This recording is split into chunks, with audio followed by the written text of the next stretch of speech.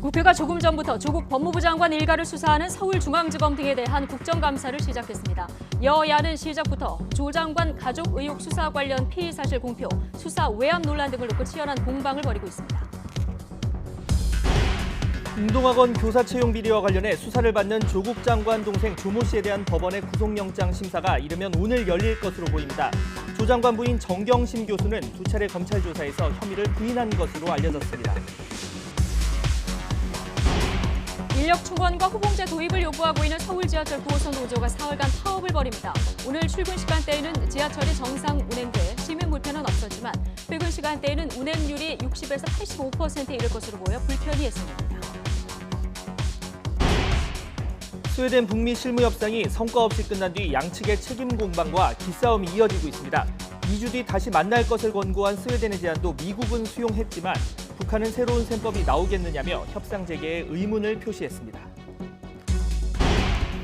경기도 포천과 충남 보령에서 접수된 아프리카 돼지열병 의심 신고는 모두 음성으로 확인됐습니다. 양돈 농가는 일단 안도했지만 방역 당국은 예방적 살처분 조치와 함께 소독을 강화하는 등 긴장의 끈을 놓지 않고 있습니다. 괌 동쪽 해상에서 올해 들어 가장 강력한 19호 태풍 하기비스가 발생했습니다. 태풍은 다음 주 초쯤 일본 규슈에 상륙해 일본 열도를 관통할 것으로 보이는데 우리나라 일부 해상이나 해안에 직간접 영향을 줄 가능성이 있어 주의가 필요합니다. 네, 시청자 여러분 안녕하십니까? 10월 7일 뉴스앤이슈 시작합니다. 조국 법무부 장관 일가 수사를 맡은 서울중앙지검 등에 대한 국회 국정감사가 이 시간 현재 서울고등검찰청에서 진행되고 있습니다. 조 장관 관련 의혹 수사가 정점을 향하고 있는 가운데 피의사실 공표 문제와 검찰개혁 그리고 조 장관 부인 특별대우 논란 등을 둘러싸고 여야가 거세게 맞붙고 있습니다. 검찰 취재기자 연결합니다. 조성호 기자. 네, 서울중앙지검입니다. 네, 무엇보다 서울중앙지검을 상대로 한 국정감사라 더 관심을 끌고 있는데요. 좀 진행 상황 정리해 볼까요? 네, 국회 법제사법위원회 국정감사가 오전 10시 10분쯤 시작했습니다. 서울고검, 수원고검, 그리고 서울중앙지검을 비롯한 산하검찰청 등이 국감 대상입니다. 대한신당 박지원 의원은 업무보고 직후에 배성범 서울중앙지검장이 조국 장관 관련 수사 현안을 보고하지 않은 걸 질타하기도 했습니다. 아무래도 본격적인 질의에서는 조국 장관 관련 수사를 맡은 서울중앙지검을 상대로 여야 의원들 질의가 집중되고 있습니다. 수사 실무 책임자인 송경호 3차장 검사도 국감장에 나와 있습니다. 여당인 더불어민주당은 지난 주말 촛불 집회를 동력으로 삼아 검찰을 압박하고 있습니다. 반면에 자유한국당을 비롯한 야당은 문재인 대통령과 청와대, 민주당이 검찰 개혁을 빌미로 수사팀에 외압을 넣고 있다고 맞서는 중입니다. 한국당 장제원 의원은 조 장관 집 압수수색에 참여한 여검사에 대한 무차별 사이버 테러와 수사를 맡은 검사와 수사관들에 대한 공격이 이뤄지고 있다는 점을 지적했습니다. 그러자 민주당 김종민 의원은 국회가 거리에 여과되지 않은 말을 증폭해선 안 된다면서 조 장관과 가족에 대한 언어폭력과 테러가 여검사에 대한 것의 수백 배에 달할 것이라고 맞받았습니다. 한국당 정가윤 의원이 조 장관을 두고 가족 사기단의 수계를 장관에 임명했다고 언급하자 송기현 의원이 표현이 지나치다고 반발하면서 여야 의원 사이에 언쟁이 오가기도 했습니다.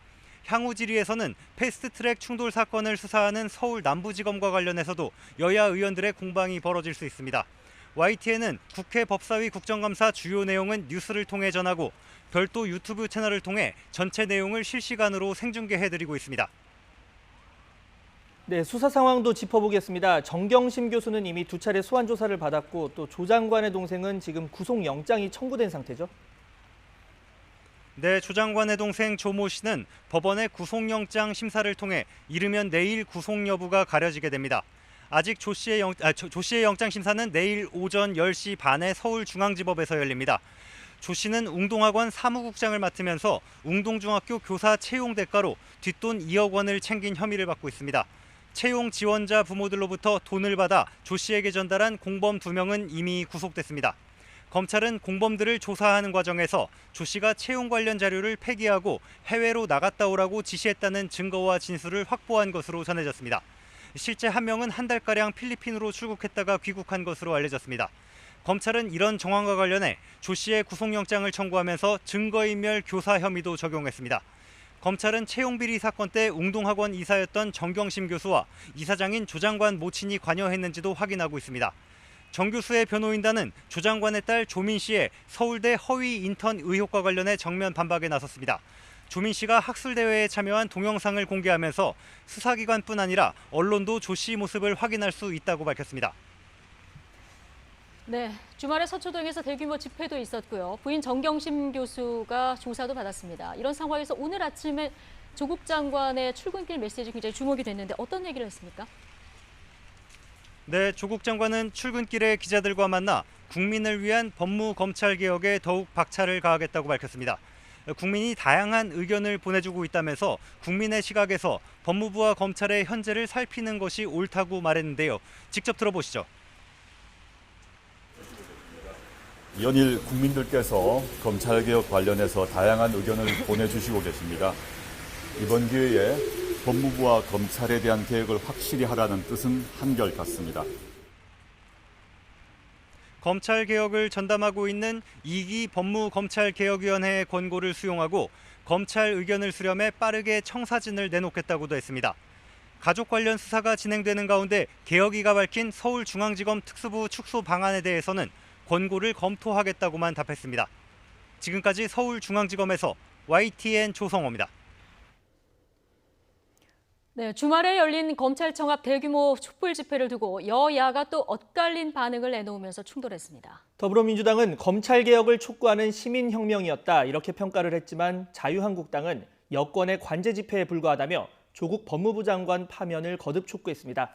자세한 국회 분위기 취재기자 연결해서 알아보겠습니다. 최민기 기자. 네, 국회입니다. 네, 주말인 그제 검찰청 앞에서 대규모 집회가 있었는데요. 주말 내내 여야 간 공방이 있었습니다. 오늘 아침의 분위기는 어떻습니까?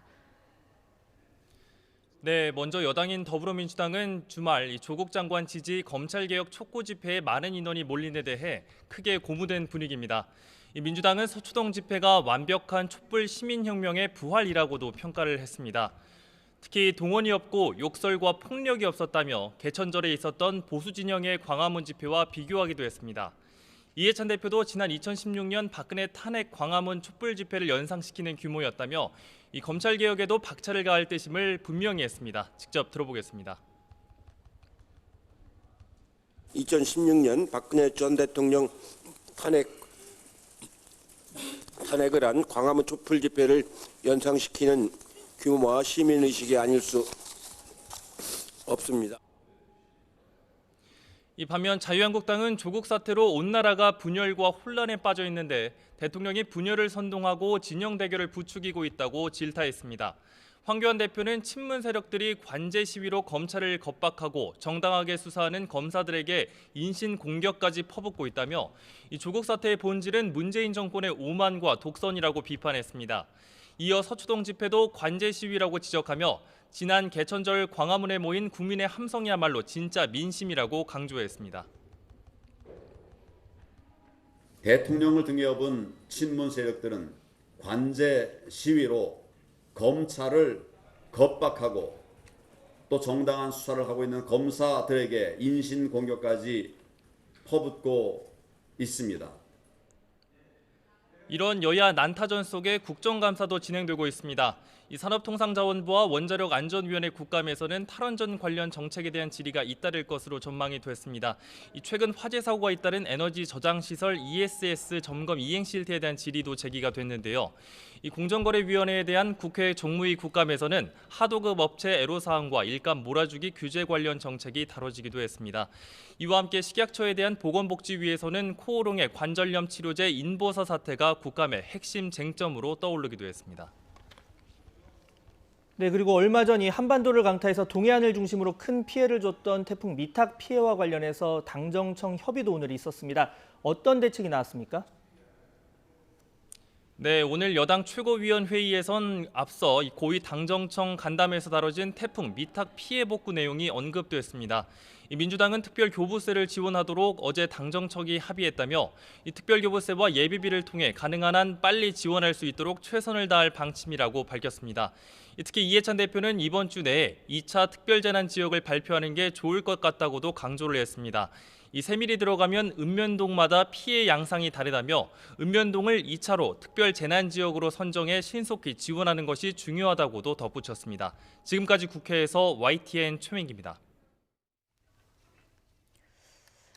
네, 지금 속보 한 가지가 들어왔는데요. 전해드리고 가겠습니다. 동해에서 일본 단속선과 북한의 순시선이 충돌해서 북한 순시선이 침몰했다 이런 소식이 들어왔습니다. 동해 대화 퇴어장에서 오늘 오전 9시쯤 북한 어선과 일본 수산청 업 단속선이 충돌했다. NHK가 이렇게 보도를 했고요. 이 충돌로 지금 북한 어선이 물에 잠겼다. 이렇게 전해지고 있는 상황입니다. 네, 배에는 한 선원 20여 명 정도가 타고 있었는데 바닷물에 뛰어들었고 또 일본 해상보안청은 현장에 순시선을 보냈다. 이렇게 NHK는 전했습니다. 지금 물에 뛰어든 선원들이 구조가 됐는지는 아직까지 확인이 되고 있지 않고 있는데요. 충돌이 일어난 현장은 일본 이시카와현 노도반도에서 북서쪽으로 한 350km 정도 떨어진 지점입니다.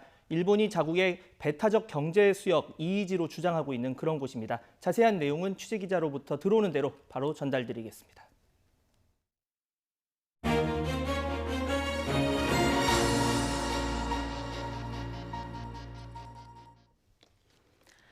네, 조국 법무부 장관 부인 정경심 동양대 교수가 검찰 조서 열람에 유난히 긴 시간을 쏟은 것을 두고 여러 해석이 분분합니다.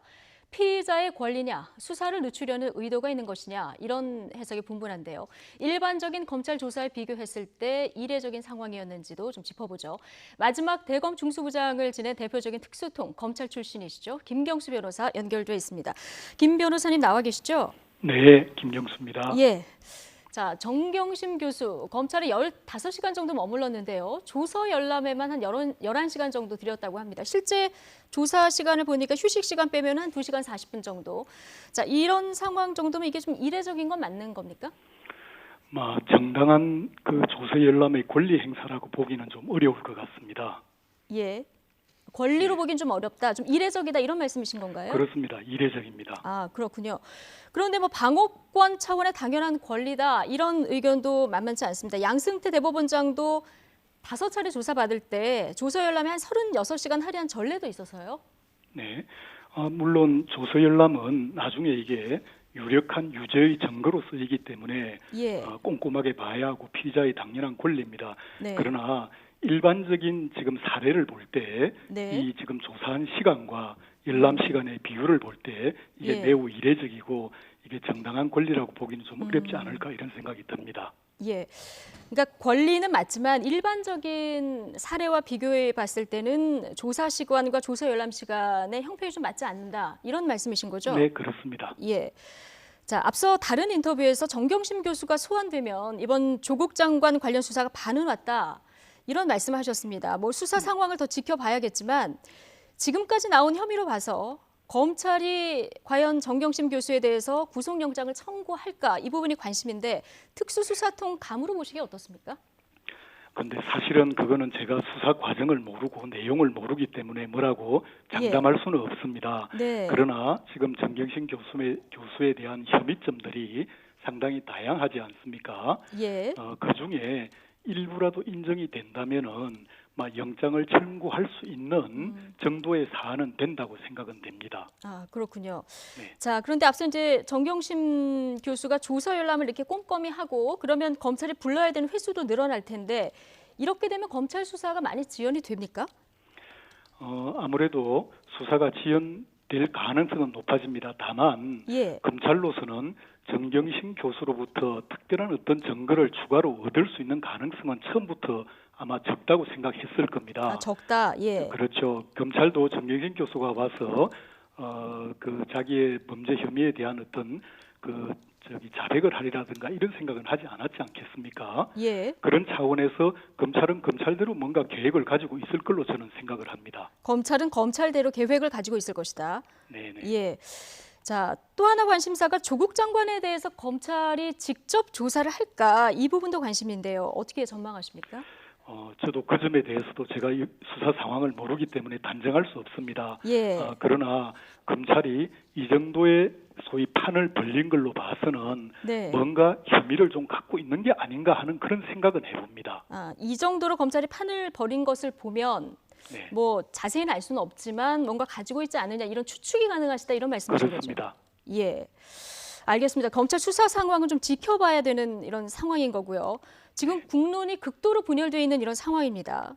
국민의 절반 가까이는 지금 검찰 수사가 과도하다 이런 의견도 많거든요. 네네. 지금 보시기에 검찰 수사에 과도한 면이 있다고 보십니까? 물론 지금 검찰 수사가 상당히 강도가 있게 진행되는 것은 맞습니다. 예. 예를 들어서 수사팀의 규모라든가 네. 압수수색의 횟수라든가 이런 걸 볼 때 강도 있게 진행되는 건 맞습니다만은 과거에도 어떤 그 권력 실세라든가 뭐 대통령의 친인척이라든가 뭐 멀리 갈 것도 없이 최근에 있었던 그 왜 적폐 수사 같은 경우에는 예. 이 정도의 강도 있는 수사는 들어 있었습니다. 예. 뭐 그런 점에서 이번 수사가 특별히 강도가 높다 이렇게 말하기는 또 어려울 걸로 보입니다. 강도 있게 진행되는 것은 맞으나 특별한 정도는 아니다라는 말씀이신데요. 네, 그렇습니다. 지금 그 국감장에서 서울중앙지검을 상대로 지금 국감이 이루어지고 있는 상황 아니겠습니까? 네. 김종민 민주당 의원이 이 조국 가족 일가 의혹이 형사부에 처음에 배당이 됐다가 특수위부에 재배당이 된 부분, 그리고 인사청문회 앞두고 대대적인 압수수색이 좀 이례적이다 이런 문제를 지적을 했어요. 네. 자, 이런 부분과 관련해서는 어떤 입장이십니까? 네, 그거는 사실은 그 어떤 수사 자료, 내사 자료를 갖지 않은 상태에서 뭐라고 단정해서 역시 말할 수가 없습니다. 예. 물론 그것은 검찰 수사를 지휘하는 지휘부가 판단한 내용일 텐데 예. 지금 그 지휘부가 판단한 내용에 의하면은 상당히 큰 혐의점이 있다는 걸 전제로 해야 이런 수사가 가능한 건 맞습니다. 예. 자, 오늘 국감장에서 여야 의원들 공이 여러 차례 질문이 있었고요. 피의 사실 공표 문제에 대한 의견도 이제 공방을 벌이고 있는 이런 상황인데요. 현직에 계실 때 국정감사도 이제 참여해 보셨을 텐데요. 이게 지금 수사 중인 상황이잖아요. 네. 어느 정도까지 얘기를 할 수 있습니까? 피의사실 공표 문제가 있기 때문에 네. 문제 혐의를 말씀드리기는 어렵고요. 국감에서. 그러니까요. 예. 네, 다만 이제 수사 절차, 예를 들어서 언제 압수수색이 있었다든가, 수사팀을 어떻게 구성했다든가, 수사 책임자가 누구라든가 이런 절차적인 문제는 얘기 드릴 수가 있을 것입니다. 네. 절차적인 문제에 한해서 대답할 수 있다. 그렇습니다. 그렇군요. 질의만 있고 그러면 오늘 국감장에서도 의혹만 또 여야 공이 주고받다가 끝날 이런 가능성도 클 것 같은데요. 어쨌든 국민들 지금 검찰 개혁 목소리도 강합니다. 서초동 주말 집회 규모는 더 커졌는데 다만 검찰 개혁을 어떤 방향으로 하느냐 이 부분이 굉장히 중요한 사안 아니겠습니까? 네, 검찰 그렇습니다. 개혁의 핵심은 뭐라고 보십니까? 저는 검찰 개혁의 핵심은 검찰이 어떻게 하면은 정치적 중립을 유지하고 독립적인 수사를 할 수 있느냐가 훨씬 더 중요하다고 생각합니다. 예. 네. 왜냐하면은 지금 우리 검찰이 검찰 개혁이라는 이런 소위 개혁의 대상으로 전락한 가장 큰 이유가 정치적 중립을 지키지 못했고 독립적인 수사를 그러니까 공평한 수사를 하지 못했기 때문입니다. 예. 자, 그렇다면 지금 진행되는 검찰 수사는 지금 변호사님 말씀대로라면 일부 검찰 개혁이 진행되고 있다 이렇게 봐도 되는 겁니까? 저는 지금 이 검찰 개혁하고 예. 이번 수사를 굳이 연결시키는 것은 저는 적당치는 않다고 봅니다. 예. 네, 왜냐하면은 지금 우리 조국 장관께서 민정수석으로 계시면서 2년 동안 사실상 검찰 개혁에 큰 네. 틀은 만들어졌다고 생각합니다. 음. 지금 공수처 설치나 검경 수사권 조정이 그 예라고 봐야죠. 이것들은 이미 예. 국회에 가 있습니다. 네. 그러니까 지금 말하는 피의사실 공포 금지라든가 특수부 축소라든가 포트라인 폐지라든가 이런 것들은 사실은 검찰 개혁의 핵심하고는 거리가 있고 예. 하나의 부수적인 것들이라고 저는 생각을 예. 합니다. 근데 검찰 개혁이 이제 정치적 중립도 하나의 축이지만 또 하나의 중요한 축이 너무 비대해진 검찰 권력의 힘을 빼는 것 이 부분을 이제 많이 지적을 합니다. 그렇습니다. 이미 셀프 개혁안이 검찰에서 나왔어요. 특수부 네. 축소를 하고 피의자 인권도 강화하고 네. 그래서 이제 공개 소환도 이제 전면 폐지한다 이런 안을 선제적으로 내놓기도 했는데 네. 자, 검찰이 개혁안을 내놨지만 지난번 집회에서 나온 얘기를 들어보면 뼈 깎는 개혁하랬더니 손톱만 깎았다 이런 얘기를 하시는 분들도 있거든요. 네네. 검찰이 마련한 셀프 개혁안에서 어떤 것들이 더 채워져야 됩니까?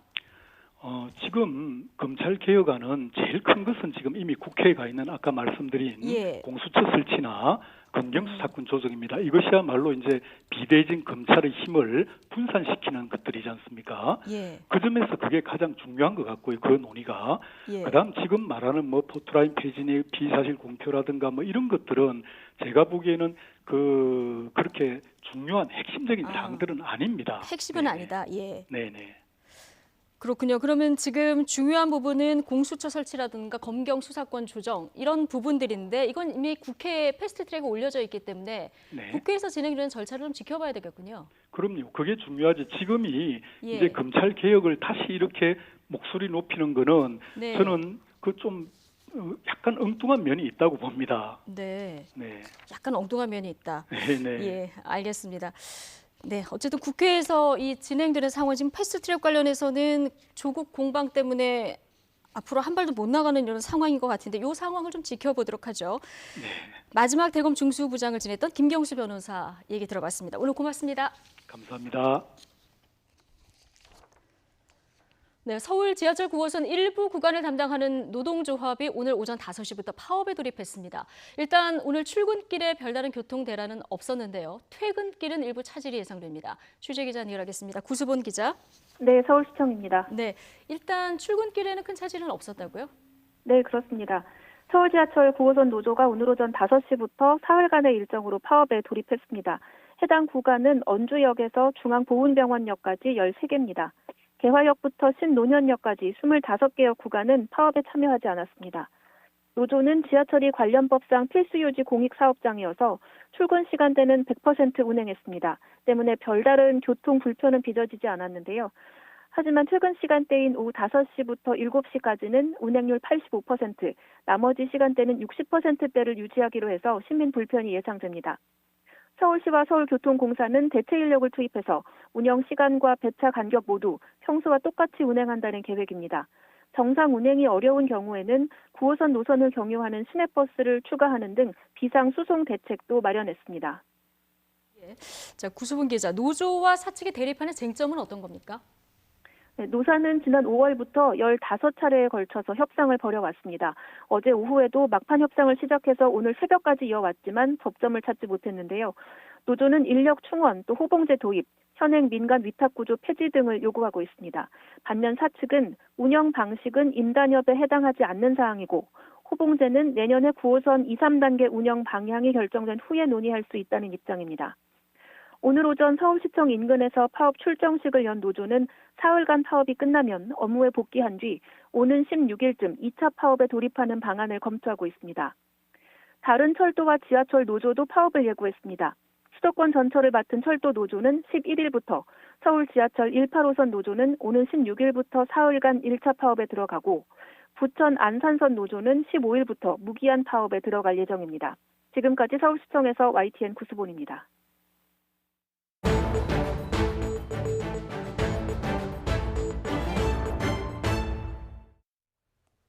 북미가 7달 만에 마주 앉았지만 이 협상 결과에 대한 평가는 엇갈렸습니다. 서로 다른 공방전을 벌이는 모습이 올해 초 하노이 회담 직후를 연상하게 했는데요. 향후 전망 취재기자와 함께 자세히 알아보겠습니다. 김지선 기자. 네, 통일외교안보부입니다. 네, 먼저 이 결렬이라는 표현을 써도 될지 모르겠는데 이번 실무협상에서 왜 진전된 내용이 나오지 못한 겁니까? 네, 결렬이라고 단정하기 전에 보면 양측의 얘기가 다릅니다. 결렬을 주장하는 건 북한입니다. 미국이 새로운 계산법을 갖고 나오지 않았다는 게 그 이유입니다. 김명길 수석대표, 북측 수석대표의 말을 들어보면 협상장 들어갈 때와 나올 때 말이 달라졌습니다. 들어가면서는 미국에서 새로운 신호가 왔다며 기대감을 내비쳤는데 끝나고는 협상이 결렬된 건 미국이 구태의연한 입장과 태도를 버리지 못했기 때문이라고 말했습니다. 바로 이 말에서 북한이 협상에 만족하지 못한 이유를 예측해 볼 수 있습니다. 북한과 미국은 비핵화 해법에 대한 근본적인 시각차가 있습니다. 미국은 비핵화의 최종 목표를 명시한 포괄적 합의를 원합니다. 다만 이행은 하나씩 단계적으로 할 수밖에 없다는 데는 동의를 했고요. 북한은 서로가 신뢰가 없는 상황에서 단계적으로 하나씩 주고받는 합의를 원합니다. 미국이 구태의연한 태도를 고집했다는 것은 이 부분이 좁혀지지 않았다고 예상할 수 있는 대목입니다. 자, 앞서 북한은 이 미국의 구태의연한 태도 이런 말을 썼는데 그런데도 미국은 생산적 투의를 했다 이런 표현을 썼습니다. 왜 이렇게 양측 입장이 다른 겁니까?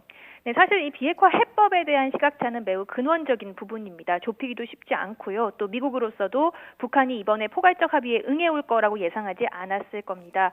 북한은 하노이 회담 결렬 이후 계속해서 미국이 태도를 바꿔야 한다고 한 상황이거든요. 또 하노이 때처럼 좋은 기회는 갖기 쉽지 않을 것이라고 해서 오히려 요구사항을 더 늘리겠다는 것을 예고하기도 했습니다. 이 협상장에 나오기 하루 전에는 잠수함 발사 탄도미사일 SLBM을 발사해서 고강도 도발을 했고요. 결국에는 미국이 태도를 바꿔야 한다는 것을 여러 번 다른 방식으로 드러낸 셈입니다. 그럼에도 불구하고 미국이 협상을 긍정적으로 묘사한 이유는 따로 있습니다. 미국 입장에선 협상이 재개된 것만으로도 성과입니다. 사실 이번 발사로 미국이 협상을 중단하는 것 아니냐는 예상도 있었는데 협상을 계속하기로 한 것도 같은 이유고요. 대선을 앞두고 북한과 대화를 지속할 필요가 더욱 커진 건데요. 가장 좋은 것은 비핵화 합의지만 트럼프 대통령이 성과로 강조하고 있는 북한의 고강도 도발 중단 상태를 이어갈 수만 있어도 사실 성공한 전략이라고 볼 수 있습니다. 북한이 협상을 위한 협상을 하면서 시간 낭비를 하는 게 미국은 필요할지 몰라도 우리는 필요하지 않다. 이렇게 말한 것도 이 부분을 지적한 거라고 볼 수 있습니다. 네, 그렇다면 결국 이번 협상에서 그러니까 동상이몽 서로 기대하는 바가 달랐다 이렇게 해석해도 될까요? 네, 그렇게 볼 수도 있을 것 같습니다. 북미 모두 각자의 이유로 정상회담은 원하고 또 합의문을 도출하고 싶어 합니다. 하지만 양측 모두 7달 만에 처음 만나는 이번 스웨덴 협상에 많은 것을 기대하지는 않았을 것으로 보입니다. 북미가 아까 말씀드린 근원적인 해법에 대한 입장을 바꿨다는 징후가 사실 없었기 때문인데요.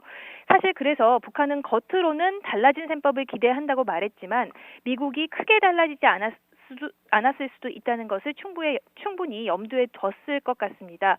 오히려 직전에 SLBM을 발사하고 취재진에게 기대한다 이런 말을 한 게 그 징후라고 볼 수 있고요. 그럼에도 불구하고 지금 시점에 협상에 나선 거는 생각하고 있는 시간표가 있기 때문으로 보입니다. 김정은 국무위원장이 일찌감치 올해를 시한으로 뒀고요. 북한이 생각하는 최적의 합의 시점이 연말입니다. 미국 대선이 본격화되기 직전에 미국이 북한 이슈를 관리할 필요성이 극대화된 시점이라고 볼 수 있거든요. 북한은 이번에 이런 미국의 정치 시간표를 활용하겠다는 의도를 드러냈다고 볼 수 있습니다. 김명길 수석 대표가 협상이 끝난 이후에 핵실험과 ICBM 발사 중지 여부가 미국에 달려있다고 말한 것도 이렇게 압박 전략을 구사하겠다는 의도를 내비친 거고요. 여기에서 더 수위를 높인 벼랑 끝 전술을 구사할 가능성도 나옵니다. 자, 지금으로선 가장 궁금한 게 앞으로 협상이 어떻게 될 것인가 이 부분일 텐데 앞서 이 북한은 단계적 그리고 미국은 포괄적 합의를 원한다 이렇게 이야기를 했습니다. 앞으로의 전망 어떻게 해석을 할 수 있을까요? 네, 지금 북한이 매우 불쾌한 태도를 보이고 있어서 겉으로만 보면 협상이 좀 어렵지 않을까 생각할 수 있습니다. 또 2주 후의 만남에 대해서도 부정적인 의사를 내비치고 있고요. 연내를 시한으로 거듭 강조를 했습니다. 하지만 기한을 뒀다는 건 어찌 보면 매우 이중적인 의미가 있습니다. 불쾌한 태도에 가려져는 있지만 분명히 그 안에는 이 연말 전에 다시 만나서 얘기를 듣겠다는 의미가 있거든요. 연말 시한까지 두어 달 앞두고 협상을 재개했고 12월까지는 북한이 이런 식으로 압박을 계속할 것으로 보입니다. 미국도 이런 전략을 잘 알고 있을 겁니다. 미국 언론은 트럼프 대통령이 외교적 교착에 빠졌고 북한이 도발 수위를 더 높일 수 있다고 지적을 했습니다. 미국으로선 대선을 앞두고 북핵 문제를 정치적으로 활용하는 건 좀 피할 수 없어 보이는데요. 다만 어설픈 합의가 오히려 상황을 악화시킬 수 있다는 점에서 트럼프 행정부가 북핵 이슈를 대선 전국에서 어느 정도로 두고 접근할지가 중요해 보입니다. 선거를 앞두고 관리해야 할 이슈가 많아지고 여차 관리가 좀 어려워진다 이렇게 판단이 되면 북핵 이슈 관리를 포기할 수도 있습니다. 미국의 협상 의지가 사라지게 되면 이 트럼프 행정부와 친분을 쌓아온 북한이 더욱 어려워질 수도 있어서 연말까지는 석 달 동안 밀고 당기기가 좀 치열하게 전개될 양상입니다. 네, 지금까지 김지선 기자와 북미 비핵화 회담 관련 이야기 나눠봤습니다. 수고하셨습니다. 화성 연쇄살인 사건의 유력한 용의자죠. 이춘재가 이미 범인이 검거됐던 이 8차 사건마저도 자신의 범행이라고 자백하면서 논란이 일고 있습니다. 이 말을 100% 믿긴 아직 어렵지만 만약 말이 맞다면 과거 범인은 억울한 옥살이를 하게 된 셈인데요. 취재기자 연결해서 자세한 내용 알아보겠습니다. 안윤학 기자. 네, 경기 남부지방경찰청에 나와 있습니다. 네, 지난주 보도를 통해서 이춘재가 이 8차 사건도 범행을 자백한 것으로 알려지면서 파장이 커지고 있습니다. 경찰이 이춘재의 자백 내용이 맞는지 계속 검증을 하고 있죠. 네, 경찰은 이춘재를 상대로 8차 사건의 시간과 장소, 수법 등을 자세하게 캐물으며 진술의 신빙성을 검증하고 있습니다. 현재까지는 8차 사건의 진범이 이춘재다, 아니다, 당시 범인으로 붙잡혔던 윤모 씨다, 단정할 수는 없는 상황입니다. 경찰 관계자는 YTN과의 통화에서 이춘재를 진범으로 보기에는 아직까진 애매하고 곤란한 상황이라고 전했습니다. 이는 윤 씨가 최근 경찰 조사에서 자신의 혐의를 전면 부인한 데다 DNA처럼 확실한 증거가 없기 때문으로 보입니다. 이에 따라 경찰은 국립과학수사연구원에 DNA 분석을 의뢰하기 위해 8차 사건의 증거물을 찾고 있지만 검찰 증거품 보존기간 20년이 이미 지나버려서 공식적으로는 증거물을 찾기가 어려운 것으로 전해졌습니다. 경찰은 또 8차 사건의 피해자 가족들을 찾고 있다고 적은점 간담회에서 전했습니다. 8차 사건은 지난 1988년 9월 화성의 한 가정집에서 당시 13살 박모 양이 숨진 채 발견된 것을 말하는데 당시 범인으로 검거된 윤 씨는 재판에서 무기징역이 확정됐다가 지난 2009년 가석방됐습니다. 네, 지금 말씀대로라면 이 총 19년 동안 감옥에 있었던 건데 이 윤 씨는 지금까지도 억울하다 이렇게 주장을 하고 있죠. 네, 그렇습니다. 이미 옥고를 치른 윤 씨가 자신의 억울함을 풀기 위해 현재 법적 대응을 준비하는 것으로 알려졌습니다. 윤 씨 가족들은 최근 언론 인터뷰에 이같이 밝히고 당시 경찰이 윤 씨를 잠도 안 재우고 신문해 윤 씨가 억지 자백을 했다고 주장했습니다. 가족들은 또 윤 씨가 장애로 몸 한쪽을 거의 못 쓴다며 범행을 저질렀을 리 없다고도 강조했습니다. 윤 씨도 수감 중이던 2003년 옥중 인터뷰를 통해 피해자 오빠와 친구 사이였을 뿐 여동생은 본 적도 없다며 경찰의 강압 수사를 비판하기도 했습니다. 하지만 8차 사건을 수사했던 형사들은 윤 씨가 진범이라며 반론을 펴고 있습니다. 8차 사건 현장 증거물에서 검출된 혈액형이 이춘재와는 다른 B형이라는 점, 범행 현장에서 윤 씨의 지문이 나온 점, 그리고 당시 현장에 떨어진 채모에서 티타늄 등 중금속이 검출돼 윤 씨가 특정된 점 등을 거론하고 있습니다. 네, 이런 간접 증거들이 있는데 당시 윤 씨를 범인으로 특정한 수사 기법이 지금은 사용하지 않는 기법이다 이런 얘기가 있습니다. 어떤 이유입니까? 네, 당시 수사 기법으로는 방사성 동위원소 감정법이 쓰였는데요. 경찰은 지난 1989년에 이 과학수사 기법으로 화성 8차 사건을 해결했다고 대대적으로 홍보했습니다. 한국 사법 사상 최초로 방사성 동위원소 감정법으로 증거가 채택돼 화제를 모으기도 했습니다. 하지만 채모 검사는 지금은 사용하지 않는 기법으로 드러났습니다. 전문가들에 따르면 해당 기법의 신뢰도는 60% 정도로 같은 환경에 놓인 사람이면 성분이 비슷하게 검출될 수 있습니다. 직업 정도를 파악하는 데에는 유용하지만 DNA 분석처럼 용의자를 특정하는 데 사용할 수는 없다는 겁니다. 네, 이춘재가 이 8차 사건의 실제 범인인지와 별개로 다른 여죄 4건에 대한 수사도 지금 진행 중이죠? 네, 경찰은 일단 90년대 초 청주 부녀자 피살 사건도 이춘재가 저지른 것으로 보고 수사를 이어가고 있습니다. 지난 1991년과 92년 충북 청주에 사는 17살 박모 양과 28살 이모 씨가 잇따라 숨진 채 발견됐는데 양손이 묶이고 재갈이 물린 점 등 수법에 공통점이 있었습니다. 불찾기 기사였던 이춘재는 91년 전후로 화성과 청주 공사 현장을 오가며 일했습니다. 이춘재가 범행을 자백한 데다 이춘재의 소행으로 의심할 만한 정황이 적지 않습니다. 이 밖에 이춘재가 자백한 마지막 2건의 살인은 1988년에서 89년까지 연이어 터진 수원 여고생 살인사건인 것으로 추정됩니다. 두 사건 다 수원에서 발생했다는 점에서 그간 화성 사건에는 포함되지 않았지만 시기적으로 이춘재와의 연관성이 높아 경찰이 추가 수사를 이어가고 있습니다. 지금까지 경기 남부지방경찰청에서 YTN 안유락입니다. 올해 들어 가장 강력한 19호 태풍 하기비스가 북상 중입니다. 태풍은 주말 이후 일본 규슈 부근으로 향할 것으로 보이는데 우리나라 남쪽 일부에도 영향을 줄 가능성이 있어서 주의가 필요합니다. 취재기자 연결해서 태풍 현황과 전망 알아보겠습니다. 김진두 기자. 네, 김진두입니다. 네, 지금 태풍이 일본 규슈를 통과한다면 이 우리나라에 상륙할 가능성은 없다 이렇게 봐도 될까요? 네, 현재로는 우리나라보다 일본에 상륙할 가능성이 훨씬 큽니다. 기상청은 어제 새벽 괌 주변에서 발생한 19호 태풍 하기비스가 강한 중형급 태풍으로 발달한 뒤 북상하고 있다고 밝혔습니다. 태풍은 우리나라 쪽으로 향해 올라오면서 올해 태풍 가운데 가장 강력한 태풍으로 발달해 이번 주 후반 일본 오키나와 동쪽 해상까지 올라오겠습니다.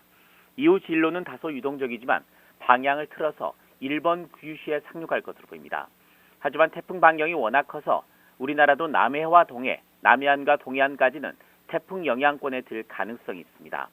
만일 해상과 해안 일부 지역에 한 곳이라도 태풍특보가 내려지면 영향태풍으로 분류됩니다.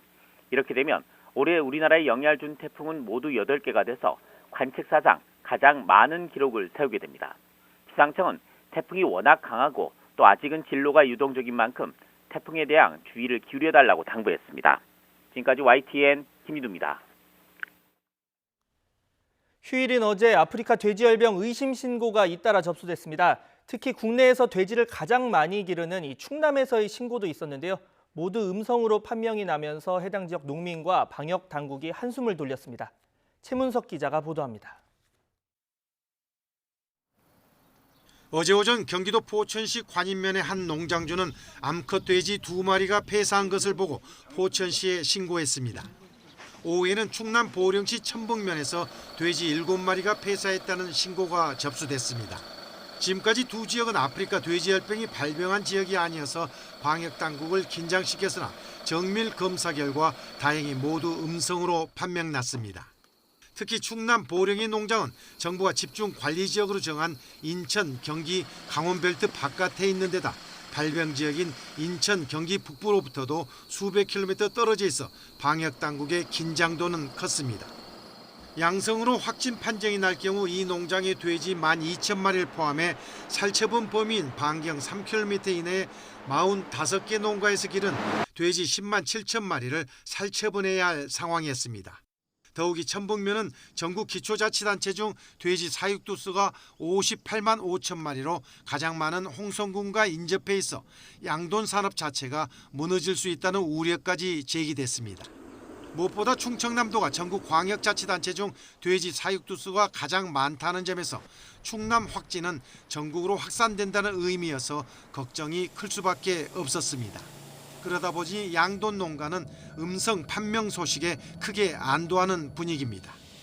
아프리카 돼지열병은 지난달 17일 경기도 파주에서 처음으로 확진된 이래 경기 북부와 인천, 강화를 중심으로 지금까지 13건이 발병했습니다.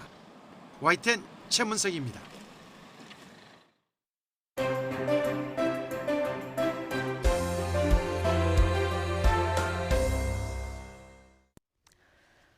네, 조국 법무부 장관 관련 의혹을 수사하는 서울중앙지검에 대한 국정감사가 진행되고 있습니다. 수사 관련 피의사실 공표 논란, 또 수사 외압 논란 등을 놓고 시작부터 치열한 공방이 벌어졌는데요.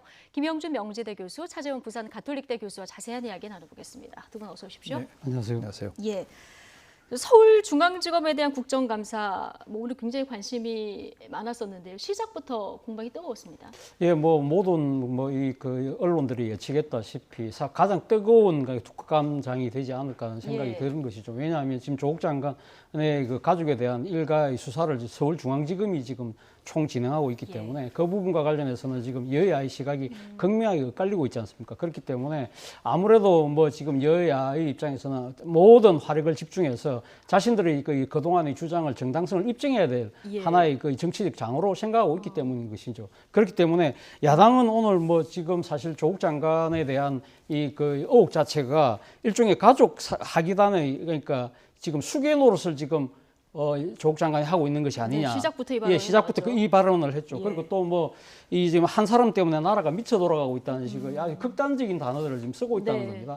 그만큼 지금 조국 장관 그 일가의 의혹과 관련해서 정치권의 대립과 갈등이 이제는 정오와 혐오의 수준으로 지금 치닫고 있는 것이 아닐까라는 우려를 자아내고 있는 것입니다. 그리고 또 한편으로는 바로 그래서 그 여당 입장에서는 이걸 지금 상당히 방어를 해야 되잖아요. 그동안에 이 정당이 그러니까 지금 여가되지 않은 그러니까 테러 수준의 말을 그대로 옮기고 있다. 그러면서 지금 그리고 또 지금 일각에서 이게 야당에서 지금 그 상당히 좀 공세를 하고 있는 것 중에 하나가 조국 장관 집을 압수수색했던 여검사의 신상 트리 문제에 대해서 예. 상당히 지금 이거 비난의 공세가 큰데 여기에 대해서는 여당 입장에서는 이 그 검사의 인권 뭐 훼손 정도보다는 네. 조국 장관의 이 일가가 그동안에 수많은 네. 그 100배의 뭐 이 테러를 당했다고 하는데 저는 그 부분도 일리는 있다고 생각합니다만 예. 그러나 그 여검사의 명예와 인권도 생각을 해봐야 될 때가 아닐까 이 생각합니다. 부분은 저희가 녹취를 준비했으니까 잠시 뒤에 들어보도록 하고요. 어쨌든 말씀하신 대로 여는 여대로, 야는 야대로 지금 화력을 집중해서 공방을 벌이고 있는데요. 이게 수사 중인 상황이잖아요. 그렇습니다. 그렇다 보니까 또 서울중앙지검 수사를 담당하는 검사들 입장에서는 또 발언에 제한이 돼 있어서 이 여야 의견만 대립하고 끝날 이런 확률도 가능성이 있어 보여요. 높죠. 예. 지난번에도 이제 청문회라든지 기자간담회를 할 때 수사와 관련된 문제에 대해서는 답변하기가 어렵지 않았겠느냐라고 그런 지적들이 많았었는데 하물며 지금 수사를 담당하고 있는 중앙지검에 있는 검사라든지 담당자들이 얘기하기가 그냥 곤란할 거라고 보는데 두 가지만 말씀을 좀 드릴게요. 국정감사는 국정조사가 아닙니다. 그러니까 지금 잠깐 착각을 하고 있어요. 그게 지금 국정조사장이 아니잖아요. 예. 그러면 왜 국정감사를 하려고 하냐 하면은 결국 한 해 동안 국가의 예산이나 정책이나 이 조직이 잘 운영되고 있느냐를 가지고서 평가를 한 다음에 그것을 토대로 해서 예산 편성과 다음에 정책적인 방향성을 정하기 위해서 국정감사를 하는 거예요. 그런데 이것을 특정한 정치 현안에 맞춰서 특정감사를 한다고 한다면 국정감사를 할 이유가 뭐가 있어요, 국정감사를. 이런 면에서 봤을 때는 저는 여야 모두 다 절제된 방향으로 감사를 감사답게 해야지 자꾸만 조사로 방향으로 들어가서는 안 돼요. 그리고 나서 정 필요하다면 국정조사도 하고 그리고 뭐 특검이 필요하면 하는 것이지 이것을 온통 다 조국 국감으로 가져간다는 것은 자기 직무유기예요.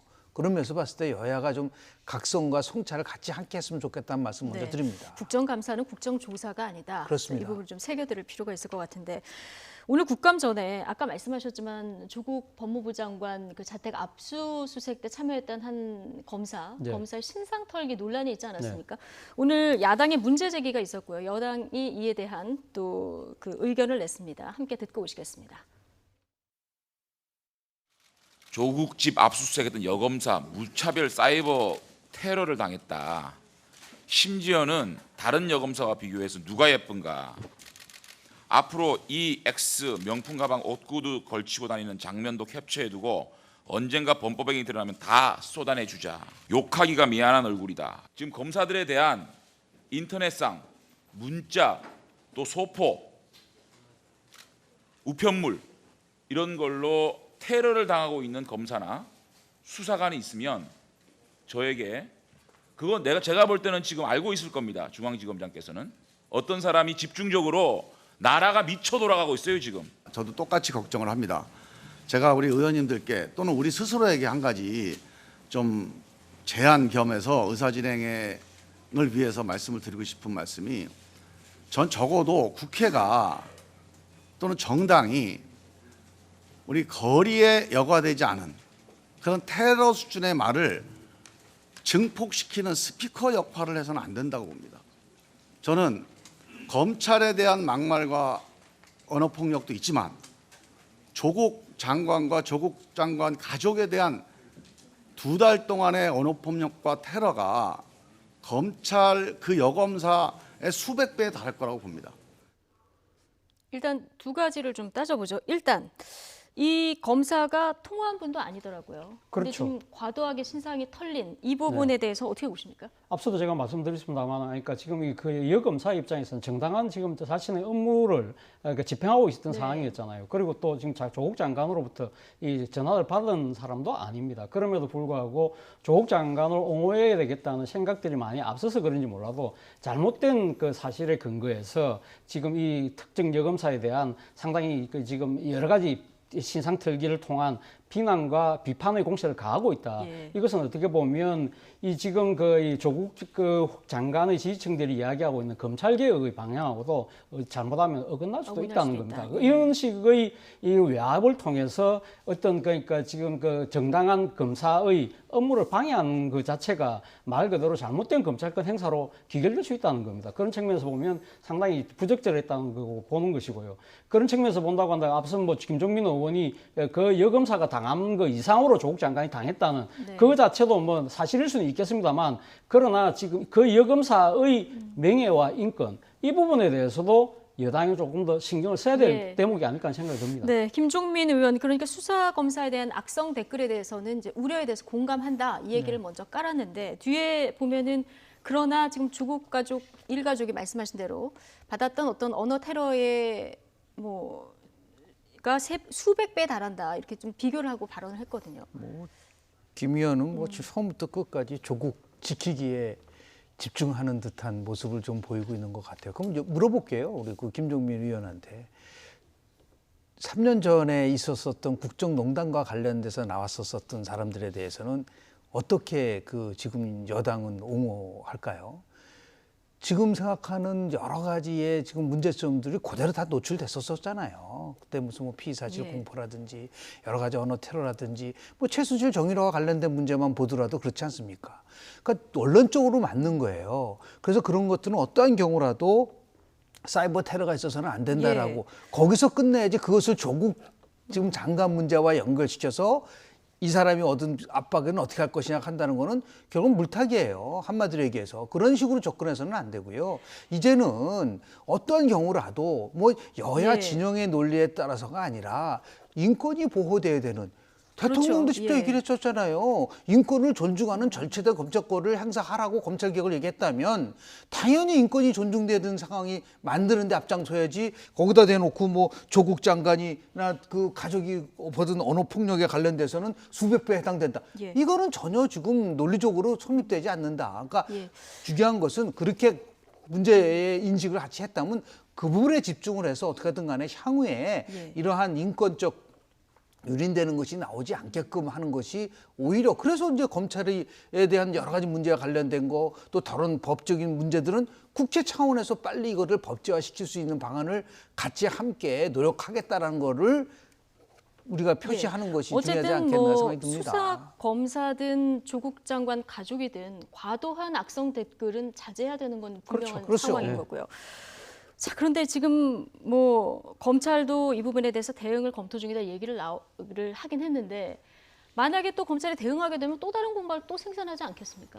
뭐 그럼에도 불구하고 그러니까 이 지금 이제 명백하게 잘못된 팩트에 근거해서 지금 그러니까 부당한 공격을 하고 있지 않습니까? 이 부분에 대해서는 검찰이 이럴 때는 뭐 정정당당하게 그러니까 자신들의 입장을 밝힐 필요는 있다고 봅니다. 너무 이런 식으로 부당한 공격에 대해서 검찰이 계속적으로 위축된 모습을 보이는 것은 저는 그것은 뭐 그 앞서도 제가 말씀드린 대로 검찰 개혁의 이 방향하고도 저는 일치하지 않는다고 생각이 드는 것이고요. 그러니까 이 검찰은 법과 원칙에 따라서 정정당당하게 그러니까 조사를 하면 됩니다. 그동안의 그러니까 검찰의 수사 자체가 상당히 과잉 수사다, 또는 뭐 피의사실 공표에 따른 여러 가지 그러니까 국민 전환을 시도했다는 불순한 의도에 대한 의혹을 많이 지적받았습니다만 그러한 부분들은 조심하면서도, 그러나 부당한 검찰에 대한 그러니까 이 외압으로 비치는 부분에 대해서는 검찰이 정정당당하게 저는 발언할 필요가 있을 때는 해야 된다고 생각합니다. 입장 정도는 정리할 필요가 있다. 자, 그리고 정경심 교수 측 변호인이 딸 그 조민 씨의 공익인권법센터 인턴 활동 국제학술대회였죠. 여기에 참여했느냐 안 했느냐 근데 논란이 있었는데 참여했다 이런 영상을 공개를 했었어요. 근데 여기에 대한 오늘 그 질의응답도 있었는데요. 들어보고 오겠습니다.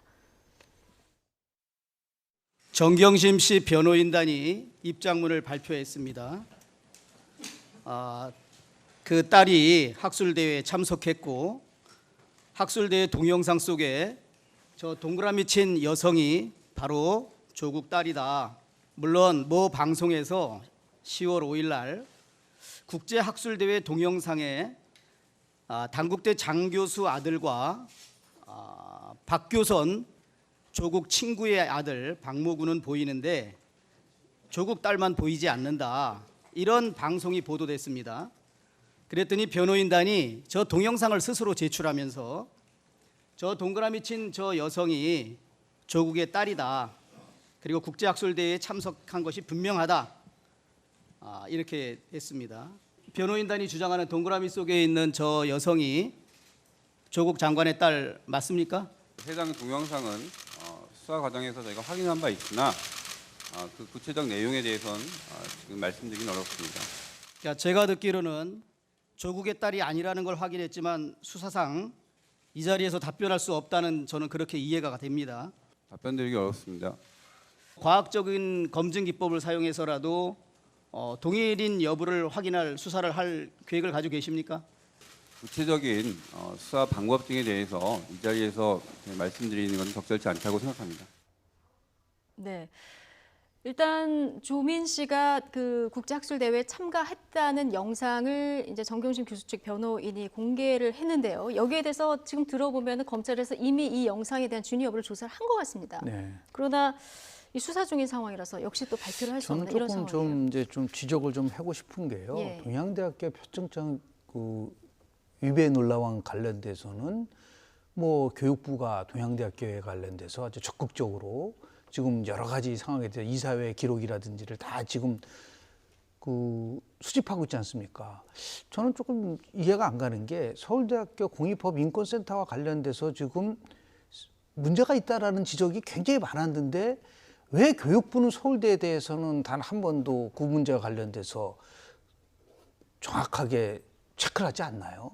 그러니까 저러다 보니까 이게 지금 또 하나는 뭐냐면 분명하게 서울대학교 그 센터에서 국회에 보낸 자료에 의하면 지금 고등학생한테 인터넷 관련돼서 발급한 적이 없다고 공식적으로 얘기를 하고 있지 않습니까? 그리고 더 나가서 같이 했었다고 하는 단국대학교 장 교수의 아들이 실제로 조국 장관이 직접 전화를 해서 세미나에 참석하라는 얘기를 했다는 것까지도 지금 언론 보도에서 제가 나왔다고 보는데 그런 부분하고 실제로 정해진 기간 동안에 정말 적극적으로 인턴을 했느냐 안 했느냐라는 부분들은 이건 팩트와 관련된 부분이기 때문에 단순하게 동영상 하나 가지고 뭐 저 국제대회에 참석을 했기 때문에 인턴을 했다 안 했다라고 판단할 수 있는 건 아니죠. 좀 더 구체적이고 사실적 관계를 좀 우리가 확인할 필요가 있지. 저런 식으로 이렇게 해서 언론 플레이하고 마치 저거 하나 장면 보고 인터넷 참여한 것처럼 그렇게 마치 그걸 등치화시킬 수 있는 건 아니라고 보거든요. 그러니까 교육부도 이 문제와 관련돼서 부산대, 고려대학교, 서울대에 대해서 동양대 못지않게 분명하게 자체적으로 조사할 부분은 조사를 해야지. 그렇지 않고 저렇게 손을 놓는다고 한다면 교육부도 직무유기가 될 수 있다는 말씀을 좀 드리고요. 아마 국립대이기 때문에 목요일인가요? 서울대 국정감사도 예정이 돼 있는 걸로 알고 있는데 아마 여기서 어떤 얘기들이 좀 나오지 않을까. 저희가 뭐 또 소식이 전해지면 전해드리고요. 그런데 이렇게 의혹은 난무하고 추측성 보도는 계속 나오고 있는데 검찰이 수사 중이기 때문에 이제 피의 사실 공표에 대한 지적도 많기 때문에 국민들은 뭐가 어떻게 되는지 진위를 알 수가 없습니다. 예전처럼 중간에 수사 결과를 어느 정도 좀 정리를 해주고 가는 이런 방법이 필요하다 이런 지적도 있어요. 사실 뭐 지금 사실 그 피의 사실 공표죄가 있음에도 불구하고 그동안의 그 검찰의 수사 내용이 특히 이 소위 말하는 사회 즉 거악이라고 불리우는 그 권력형 비리에 대해서 사실 그 중간에 많이 발표를 했던 이유 중에 하나가 국민의 알 권리 충족 차원에서 있었던 것이거든요. 그런데 이번 같은 경우는 이 지금 조국 장관에 대한 가족의 이 수사 자체가 워낙 전격적으로 착수되면서 그동안에 검찰이 사실 자신들이 불리한 국면마다 좀 국민을 전환하기 위한 수사 기밀을 흘리는 것이 아니냐 이런 따가운 질책을 받다 보니까 앞서 말씀하신 것처럼 그동안 간행적으로 그러니까 이 정착되어 왔던 이 국민의 알 권리를 위한 정당한 공보의 그 행위조차 사실 힘들어지는 스스로 운신의 폭을 그러니까 이 지금 묶어버리는 그런 상황이 됐다는 겁니다. 그렇지만 어쨌든 간에 지금 이 조국 장관 이 일가와 관련된 의혹 자체가 지금 국민적인 큰 관심사고 지금 어떻게 보면 국론을 양단하고 있는 큰 사안인 만큼 이 부분에 대해서는 저는 뭐 지금 중간 조사가 지금 발표하기는 좀 쉽지는 않아 보입니다. 그렇지만 이 검찰이 빨리 속도감 있게 수사를 해서 수사가 종결 짓는 그 순간에는 국민들에게 검찰이 확인한 혐의에 대해서는 그것이 일방적인 혐의가 아니라 객관적인 증거와 진술로 그러니까 나름대로 검찰이 자신에서 이야기할 수 있는 부분은 국민들에게 밝히는 것이 그간의 국민의 알 권리 충족 차원에서는 바람직한 차원이 아닐까 하는 생각이 듭니다. 그러니까 알 권리와 피의 사실 공표 사이에 중간 지점을 찾기가 참 어려운 이런 상황. 아니, 그러니까 예를 들어서 불구속 수사의 원칙이라든지 무죄 추정의 원칙이라든지 피의사실 공표 같은 거를 금지하는 이 대원칙은 이제는 다 지켜져야 돼요. 네. 다만 언제 그것을 하냐면 조국 장관 수사가 마무리된 다음에 특수부를 축소를 하든 여러 가지 검찰 개혁에 대한 문제를 진행하는 것에 대해서는 많은 국민들이 동의할 거라고 봅니다.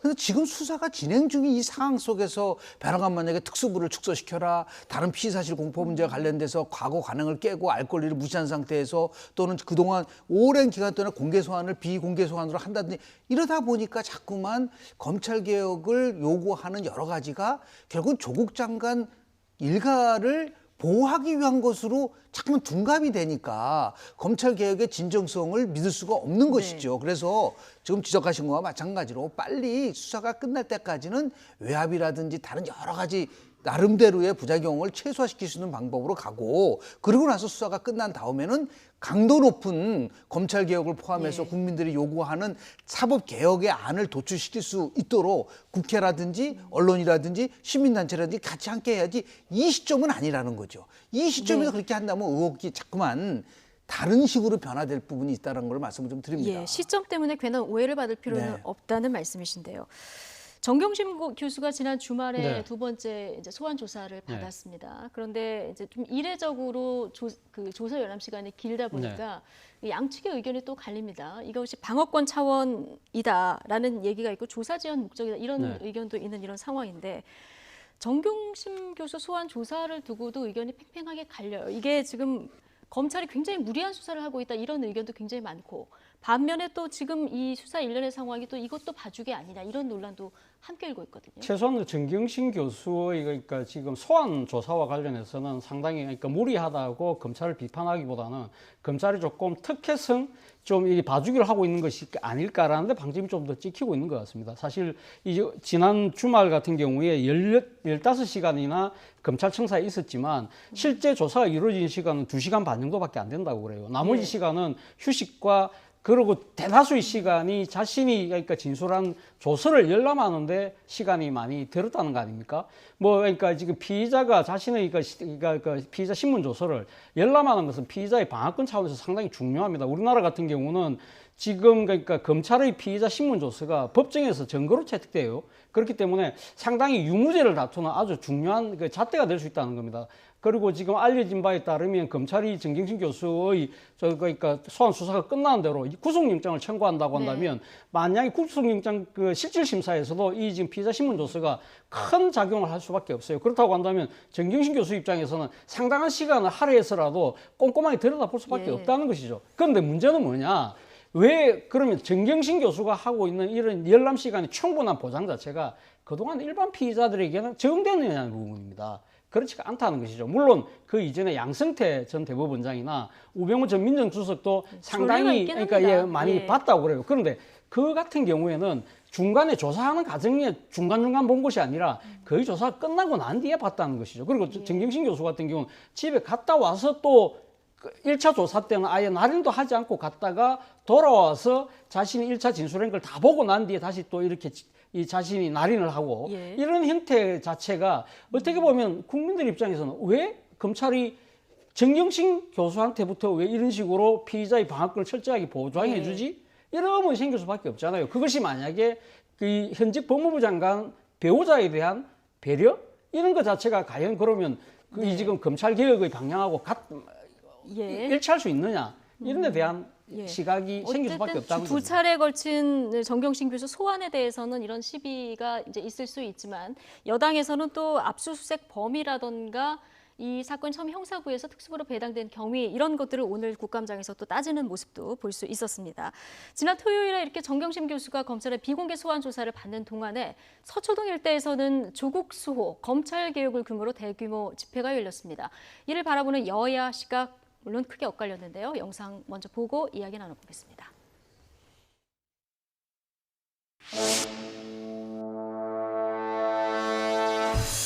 홍준표 전 대표는 조폭의 모임이다 이렇게 표현까지 하셨더라고요. 그 조폭이란 표현은 좀 강한데요. 자기 편이면 무조건 옹호하고 다른 편이면 옳고 그름을 따지지 않고 공격하는데 이 집회도 그런 성격이기 때문에 조폭 집회라고 한 것 같아요. 마치 조폭들의 모임인 것처럼 말했지만 옳고 그름을 따지지 않고 내 편을 옹호하는 집회다. 홍준표 전 대표가 왜 그렇게 했을까? 저는 그렇게 얘기를 했습니다. 이렇게 조폭을 달아본 자 눈이 조폭의 눈이 돼버리셨다. 지난 2달간의 언론과 그리고 청문회와 그리고 약 한 달 반에 걸친 이 수사를 통해서 말 그대로 이제 탈탈 털렸습니다. 제가 보기에는 뭐 지금 뭐 공개적으로 소환하느냐 이상으로 가는 조국 가족에 대한 뭐 프라이버시까지 포함을 해서 그 이상 어떻게 털릴 수 있겠습니까? 그 이상 어떻게 털릴 수 있겠습니까? 적폐 수사에는 과도하게 그것을 활용해놓고 이제 와서 정경심 이후에 적용하겠다 해놓고 실질적으로 정경심 때부터 적용을 했거든요. 조국 장관, 정경심 교수 어제 조사받고 오늘 밤에도 서로 대책을 논의하고 말 맞추었을 거 아닙니까? 윤석열 검찰총장 입장에서 검찰 개혁의 어떤 시작을 알려야 될 필요가 있는 거고 조국 장관 입장으로서는 검찰 개혁의 도구로서 쓰임을 다할 때까지라는 그러한 단서를 달았듯이 검찰 개혁을 가지고 지금 어떤 운명적인 대치를 하고 있는 겁니다. 네, 검찰 개혁을 두고 운명적인 대치를 하고 있다. 얘기까지 듣고 왔는데요. 일단 검찰 수사에 대해서 무리한 수사라고 보는 시각, 또 검찰 압박이다 이렇게 보는 시각 팽팽하게 갈리고 있습니다. 조폭 공방으로 또 번졌어요. 저는 뭐 그런 논쟁을 떠나서서 여쭤보고 싶은 거는 윤석열 검찰총장이 검찰 개혁을 공개적으로 반대한다고 천명한 적이 있나요? 저는 단 한 번도 없었다고 봅니다. 그리고 더 나아가서 대통령이 지시를 하자 바로 다음 날 스스로 검찰 개혁한다고 하면서 특수부 축소 얘기를 했습니다. 그리고 외부 파견 검사를 다 복귀시킨 얘기를 했고 이번에 정경심 교수를 비공개 소환한 것도 그런 차원에서 대통령이 얘기하는 절제된 검찰권을 아주 공개적으로 그 올먹을 걸 알면서도 한 거 아니겠습니까? 그러면 지금 윤석열 검찰총장만큼 이렇게 검찰 개혁에 충실하게 따라가는 사람이 있나요?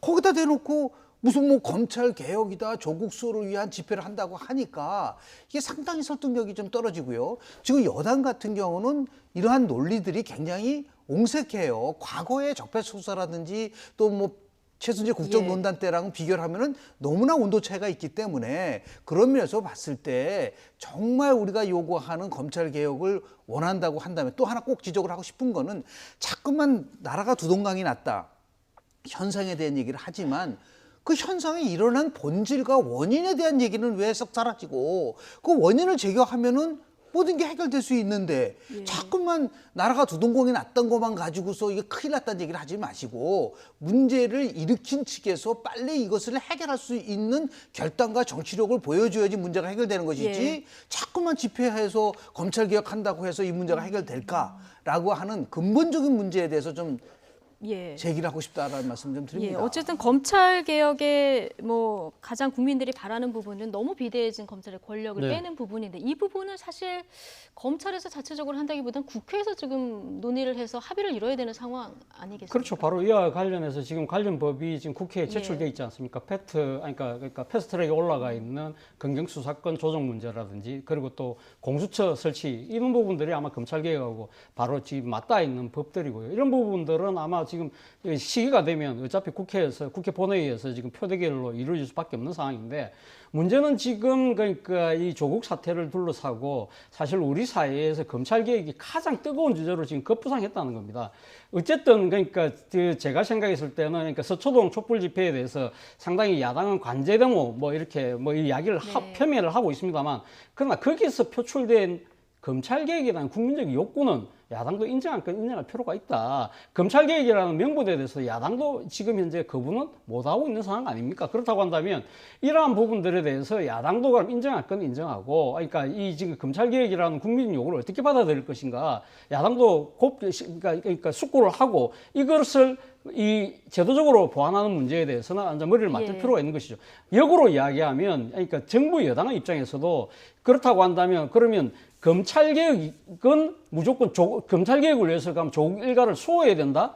그 논리 자체는 또 아니라는 것이죠. 그러니까 검찰개혁을 요구하는 민심은 분명히 있지만 그 조국 장관 일가와 둘러싼 여러 가지 의혹에 대해서는 의혹대로 밝혀라는 여론도 분명히 있다는 겁니다. 그렇다고 한다면 이 지금 조국 장관을 계속적으로 장관을 네. 계속 유지를 함으로써 이 국민적인 이 지금 민심의 이 두동강난 네. 사태를 방치하기보다는 이제는 대통령도 결단할 시점이 온 것이 아닐까. 네. 검찰개혁에 대한 명분이 이만큼 커졌다고 한다면 말이죠. 네. 자, 그런 의미에서 오늘 오후에 대통령 그 수보회의에서 어떤 발언이 혹시 나올지 굉장히 주목되는 이런 상황인데요.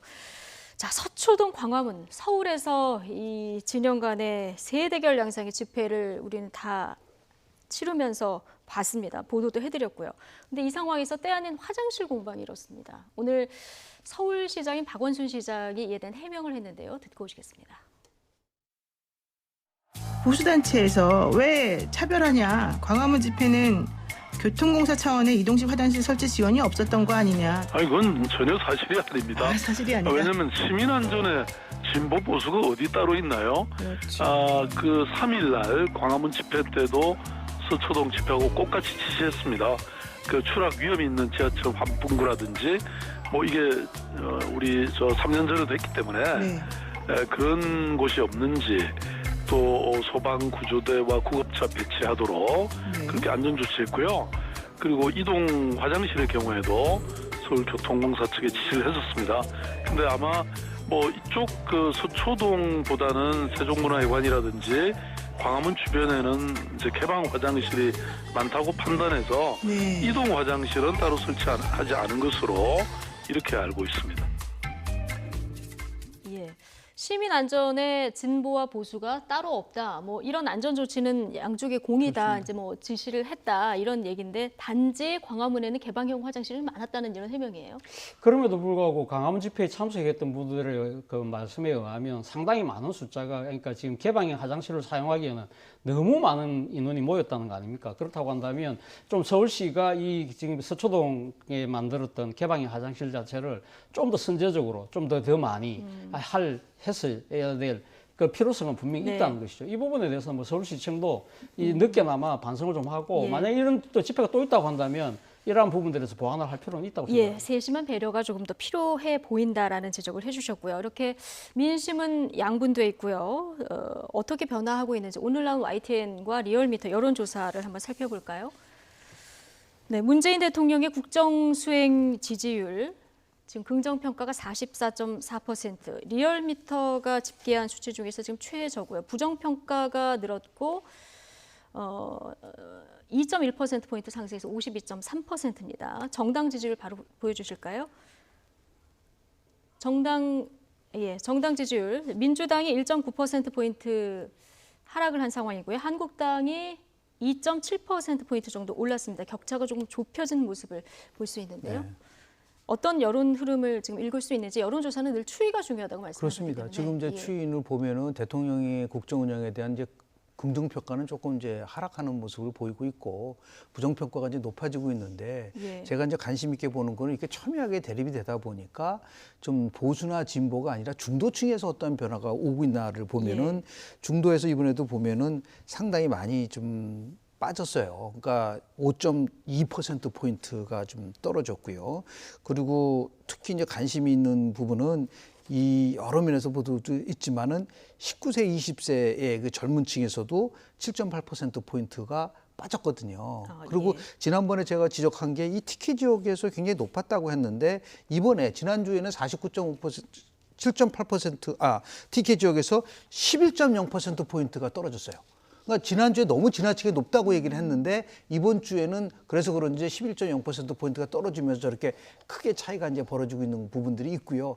동반적으로 지금 여당이라든지 진보정당의 지지율이 이번에 좀 떨어진 거로 나와 있는데 흥미로운 거는 지금 물론 이제 이게 플러스 마이너스 표준오차 수준이 2.2% 되기 때문에 4.4%를 넘어서면은 차이가 있는 겁니다. 근데 정당 전체로 보면은 지금 뭐 민주당이 38.3이고 지금 자유한국당이 33.2이기 때문에 5.1%포인트이기 때문에 오차 범위를 넘어서는 거는 맞아요. 그런데 중도 지역에서 이번 조사, 정당 조사를 보면은 민주당이 35.2고 자유한국당이 32.6, 2.6%포인트밖에 안 되는 거는 뭐냐면 오차 범위 내로 들어와 봤다는 거예요. 예. 이거는 서로 차이가 없다는 거죠. 그러니까 지금 집회가 격화되면 격화될수록 오히려 대통령의 지지율과 더불어서 민주당의 지지율과 지금 정의당의 지지율이 떨어지고 있다는 것은 민심의 흐름을 결코 가볍게 봐서는 안 된다고 예. 보고요. 이것을 자꾸만 진영의 논리로 해서 결국은 세대결로 가져간다고 하면은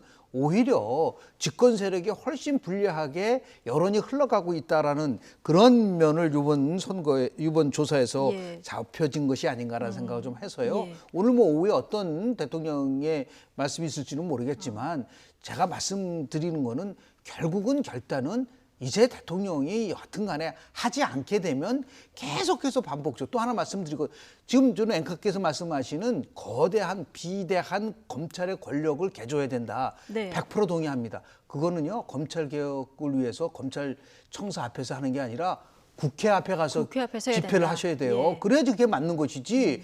왜 검찰 그 총사 앞에서 검찰 개혁 집회를 합니까? 그런 면에서 봤을 때 이게 좀 논리적으로 좀 충돌되는 부분이 있다라는 말씀을 좀 드립니다. 예.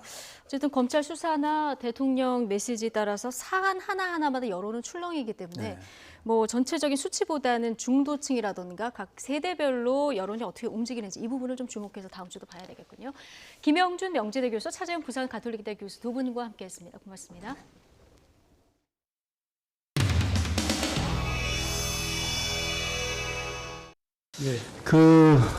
제일 중요한 의료인의 의사 부족 현상에 대해서 질문을 드리려고 합니다.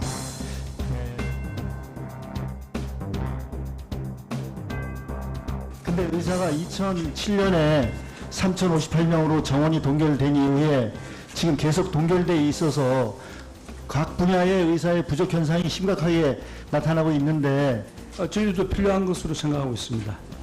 이런 중요한 문제에 대해서 정부가 속전속결로 과감하게 의사 정원을 늘려야 되는 거 아니에요? 예, 의원님 지적에 대해서 감사드리고요. 저한테 뭐가 감사합니까? 아니, 그런 지적해 주신 것에 대해서 감사드립니다. 아니, 그게 말이 안 되는 거지요.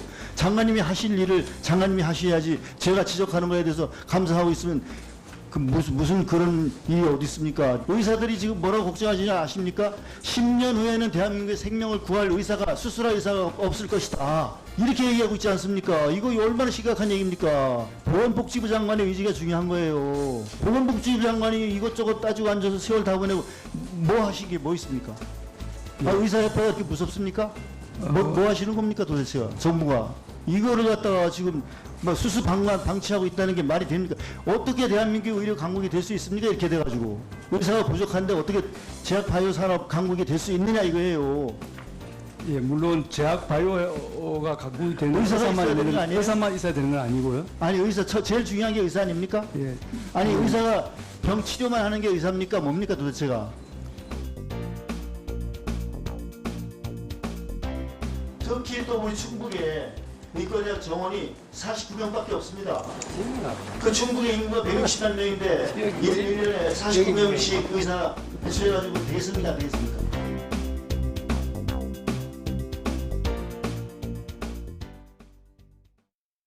가끔은 행복하기도 해요. 그래도 또 어떤 때는 어딘가 갇혀있는 기분이 들어요. 꿀까? 아유 잘써. 아유 잘써. 아빠 왔다. 아빠? 내가 목욕시키려고 일찍 왔는데. 레미가 최고다. 너무 이쁘잖아. 사부님, 저도 제 딸 보고 싶어요. 저 지금 뭐랄까노? 네가 소설을 원작으로 한 영화 82년생 김지영이 이번 달 개봉합니다. 이 개봉하기도 전에 벌써 남녀 사이 반응이 극명히 엇갈리고 있는데요. 지난 2016년 나온 원작 소설 100만 부 이상이 팔렸습니다. 이 사회적으로 큰 반향을 불러일으키면서 페미니즘의 상징이 됐다는 평가도. 반면 이야기가 지나치게 여성에게 집중돼 있고 또 남성과 사회에 대한 부정적인 메시지를 담고 있다. 이런 비판도 나왔습니다.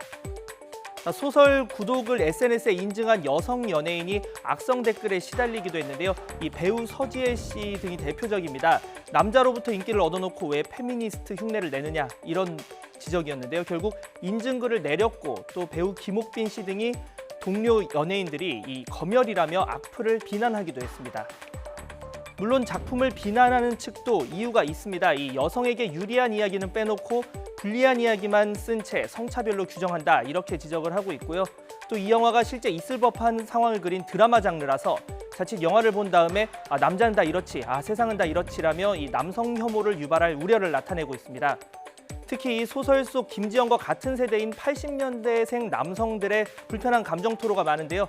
이 과거 시대의 남성들이 누렸던 기득권 때문에 왜 지금의 보통 남성인 내가 기득권 취급을 받고 또 피해를 봐야 하느냐 이런 겁니다.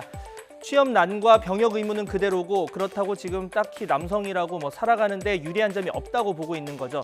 그렇다고 90년대생 이후처럼 데이트 비용을 반반씩 함께 내는 문화 등이 자리 잡지도 않은 낀 세대다 이렇게 자신을 정의하고 있습니다. 자, 이런 불편한 감정은 온라인상에서 크게 나타납니다. 이 주연 배우 정유미 씨의 개인 SNS 게시물에 하루 동안 3천여 개의 비난 댓글이 달리기도 했습니다. 사실 큰 부담은 없었고요. 어쨌든 이 이야기를 선택하고 같이 만들고 싶은 어떤 마음이 더 컸기 때문에 결과물을 잘 만들어서 영화를 잘 만들고 이 결과물을 여러분들과 더 다르게 공유하고 싶은 마음이. 반면 동료 남성 배우들의 입장은 좀 다릅니다. 이 배우 유아인 씨는 여자의 이야기, 남자의 이야기로 나눌 것 없이 한 사람과 또 다른 사람들이 펼치는 이야기다. 있는 그대로 봐달라. 이렇게 자신의 SNS에 글을 올렸습니다. 또 정유미 씨와 공동주연인 이 배우 공유 씨도 비슷한 입장을 보이고 있습니다.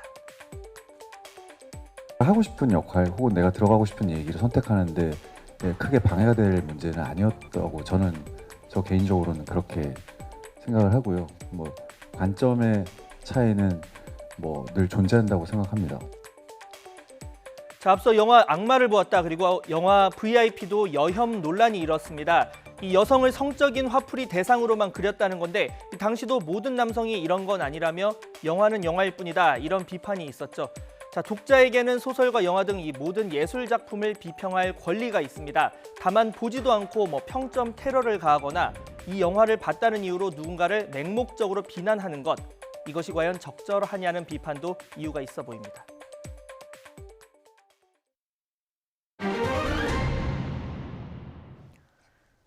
연예인을 앞세워서 광고하는 유명 다이어트 업체가 부정적인 후기를 쓴 20대 소비자에게 법적인 대응을 예고해서 논란이 일고 있습니다.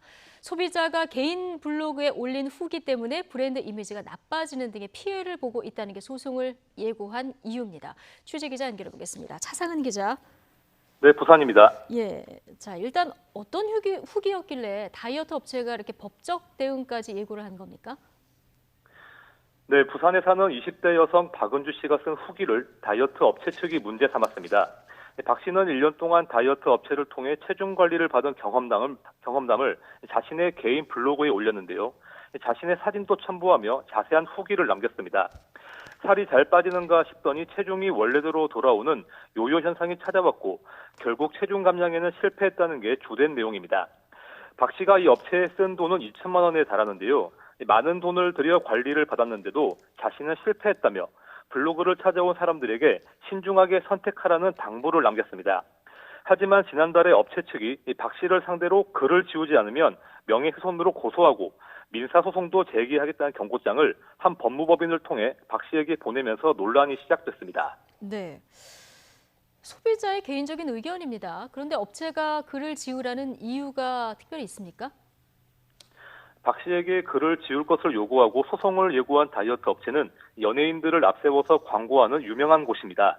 그만큼 회사의 브랜드 이미지가 중요한데 박 씨의 후기 때문에 상담 예약이 취소가 되고 일부는 환불까지 요구하는 등 심각한 피해를 보고 있다고 이메일을 통해 취재기자에게 알려왔습니다. 후기를 남긴 박 씨에게는 경고장을 통해 다이어트의 실패 책임을 회사 측에 전가하는 식으로 허위 사실을 유포해 회사의 명예를 훼손했다고 경고했습니다. 또 사실 여부와 관계없이 사회적 평가를 저해시킬 수 있는 표현들은 모두 명예훼손에 해당할 수 있다는 대목도 있는데요. 이 업체가 브랜드 이미지에 얼마나 신경을 쓰고 있는지 알 수 있는 부분입니다. 네. 자, 그렇다면 후기 때문에 피해를 보고 있다고 업체가 주장하면 무조건 글을 지워야 하는지 이 부분을 궁금해하는 분들 많으실 것 같은데요. 법원 판례는 어떻습니까? 네, 업체 측이 명예훼손을 주장을 하며 후기를 지울 것을 요구한다고 해서 무조건 지워야 하는 것은 아닙니다. 박 씨와 비슷한 사례를 찾아보니 대법원의 판례 하나가 확인됐는데요. 지난 2012년 대법원은 산후조리원에 부정적인 후기를 올린 소비자가 명예훼손으로 기소된 사건에 대해 비방할 목적이 아니라고 판단해 파기환송한 바 있습니다.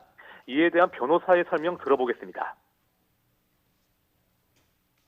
소비자들 간의 제품이나 업체에 대한 의견과 정보를 공유하기 위한 목적이 있었다는 재반 사정이 인정된다면 비방의 목적이 있었다고 보기 어려워서 사이버 명예훼손죄는 성립되기 어렵다고 볼 수 있습니다.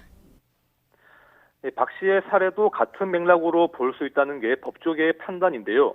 박 씨 또한 한쪽으로 편향된 후기만 접할 수 있는 건 제품이나 서비스를 선택하려는 소비자에게 도움이 되지 않는다며 후기를 삭제할 계획이 없다는 입장을 고수하고 있습니다. 다이어트 업체 측이 박 씨를 상대로 소송을 제기할 가능성도 있는데요. 소비자의 권리를 확인하는 차원에서라도 계속 관심을 가져야 할 것으로 보입니다. 네, 잘 들었습니다. 지금까지 차상은 기자였습니다.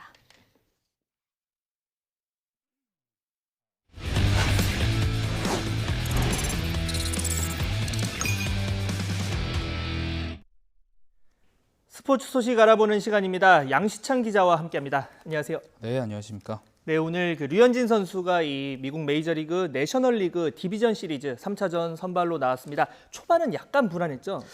네, 류현진이 시리즈 승부처에 선발로 나왔습니다. 말씀대로 출발이 조금 불안했는데요.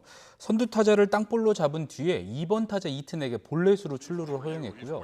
다음 강타자 랜던을 중견수 플라이로 한 점 돌렸는데 4번 타자 소토에게 2점 홈런을 허용했습니다. 구속 146km짜리 하이패스트 볼이었는데 가운데로 몰렸습니다. 다행히 후속 타자는 땅볼로 맞고 위기를 넘겼습니다. 그 이후부터는 이 류현진 선수 특유의 위기 관리 능력이 아주 빛을 발했다 이렇게 볼 수가 있겠죠? 네, 1회 때문에 긴장하면서 보신 분들 많으셨을 텐데요. 류현진이 2회부터 다행히 본 모습을 찾았습니다. 2회와 3회 삼진 3개를 곁들이면서 3자 범퇴로 틀어막았고요. 4회 랜던과 소토의 연속 안타를 맞고 다시 위기를 맞았지만 병살타를 유도해서 위기를 넘겼습니다. 오늘 경기의 백미라면 5회였는데요. 선두로 나온 도저를 땅볼로 처리한 것까지는 좋았는데 류현진에게 유독 약했던 테일러가 처음으로 안타를 때려냈습니다. 그러자 워싱턴 더그아웃이 움직였습니다. 투수 산체스 타순에서 대타 진머맨을 세우는 승부수를 던졌는데요. 1루 쪽 잘 맞은 타구가 먼시 글로브에 걸려서 타자를 아웃시켰고요. 다음 타자를 걸러서 1루를 채웠고 이튼과의 외나무다리 승부를 펼쳤는데 좌익스 플라이로 이닝을 마무리했습니다. 특유의 위기 관리 능력으로 위기를 넘겼습니다. 이러자 이제 잠잠하던 다저스 타선이 6회에 폭발했습니다. 벨린저가 포스트 시즌 첫 안타를 때렸고 후속 타자 연속 적시타와 또 터너의 석점 쐐기포까지 터지면서 승부를 갈랐습니다. 다저스는 모처럼 점수차를 벌리면서 안정적인 승리를 챙겼고요. 류현진은 올 시즌 포스트 시즌 첫 승을 챙겼습니다. 류현진 선수가 길게 던지진 못했지만 아주 기분 좋은 승리였습니다. 이 다저스가 1대1로 맞서니 3차전을 이기면서 아주 유리한 고지를 선점했죠? 네, 그렇습니다. 디비즈 시리즈 성적 1승 1패로 균형을 맞춘 상황에서 3차전을 승리한 팀이 다음 시리즈죠. 챔피언십 시리즈에 진출할 가능성은 70%가 넘습니다. 한 77% 정도 나오거든요. 네네. 그만큼 오늘 경기가 중요했습니다. 류현진이 결과적으로 1회 2점 홈런을 허용한 것 말고는 5회까지 잘 막으면서 다저스가 확실히 유리한 고지를 밟았습니다. 내일 열리는 4차전에서 시리즈를 끝낼 수 있는 기회를 잡았는데요. 워싱턴 셔저가 선발 등판할 예정인데 오늘 살아난 다저스 타선이 셔저를 어떻게 공략할지 관심입니다. 또 다저스는 리치 힐을 선발로 내세운 뒤에 커쇼가 불펜에 대기하거든요. 이 커쇼가 2차전에서 좀 개운하지 않은 그 투구를 보였는데 그것을 만회할지도 관전 포인트입니다. 다저스 입장에서는 올 시즌에 우승하지 않으면 실패다 이런 얘기도 나오고 있는데 그러려면 양키스, 휴스턴을 넘어야 되는데 이 두 팀은 아주 승승장구하고 있죠? 네, 그렇습니다. 다저스가 1988년도에 우승하고 지금까지 우승을 못했거든요. 31년째. 예, 31년 만에 월드시리즈 재패를 노리고 있습니다. 2013년부터 7년 연속 지구 우승을 차지했는데 월드시리즈와는 그동안 인연이 없었습니다. 올 시즌에 내셔널리그 최고 승률을 거두면서 다시 우승을 꿈꾸고 있는데 하지만 이번 시리즈에서 타선 기복, 또 허약한 불펜 등 단점이 드러났습니다. 반면 정규 시즌 최고 승률을 다퉜던 아메리칸 리그 우승 후보 두 팀이죠. 휴스턴과 뉴욕 양키스는 디비전 시리즈부터 확실한 경기력으로 상대팀을 압도하고 있습니다. 두 팀 다 투수진과 타선 모두 안정적인 모습을 보이면서 연승을 달리고 있는데요. 두 팀 중 한 팀과 월드 시리즈에서 맞붙어야 하는 다저스는 7할에 가까운 승리를 보였던 정규 시즌 경기력을 회복해야겠습니다. 네, 이렇게 메이저리그 야구가 진행이 되고 있고 또 우리 국내에서도 현재 준 플레이오프가 진행이 되고 있는데 메이저리그에 이어서 국내 프로야구까지 진행이 되면서 야구 팬들에게 아주 즐거운 날들이 이어지고 있는 것 같습니다. 오늘 준비한 소식은 여기까지고요. 지금까지 양시창 기자와 함께했습니다. 수고하셨습니다.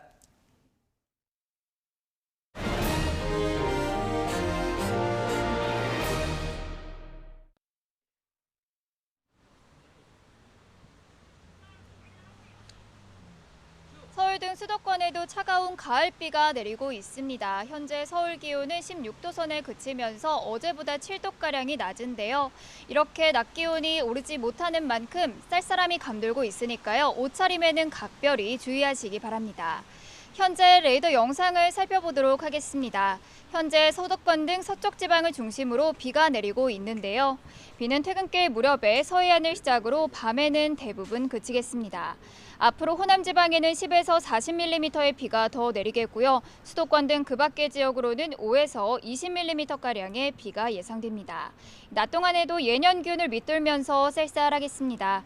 서울의 낮 기온이 16도, 대전이 17도, 광주 19도 등으로 어제보다 2도에서 7도가량이 낮겠습니다. 19호 태풍 하기비스는 강한 중형급의 태풍으로 현재 괌 동쪽 해상에서 북서진하고 있는데요. 아직 진로는 유동적이지만 이번 주 후반 일본 오키나와 동쪽 해상까지 올라온 뒤 일본 규슈를 향할 것으로 보입니다. 하지만 태풍의 반경이 워낙 크기 때문에 우리나라 남쪽에 영향을 줄 가능성도 있으니까요. 앞으로 발표되는 기상 정보를 꼼꼼히 확인해 주시기 바랍니다. 가을이 깊어가면서 아침 공기는 부쩍 더 차가워지고 있습니다. 한글날인 모레 서울의 아침 기온은 8도까지 떨어질 것으로 보이니까요. 건강관리에 각별히 주의하시기 바랍니다. 지금까지 야외 스튜디오에서 YTN 신미림입니다. 네, 월요일 뉴스앤뉴스 마치겠습니다. 잠시 뒤 노종면의 더 뉴스가 이어집니다. 시청해주신 여러분 감사합니다.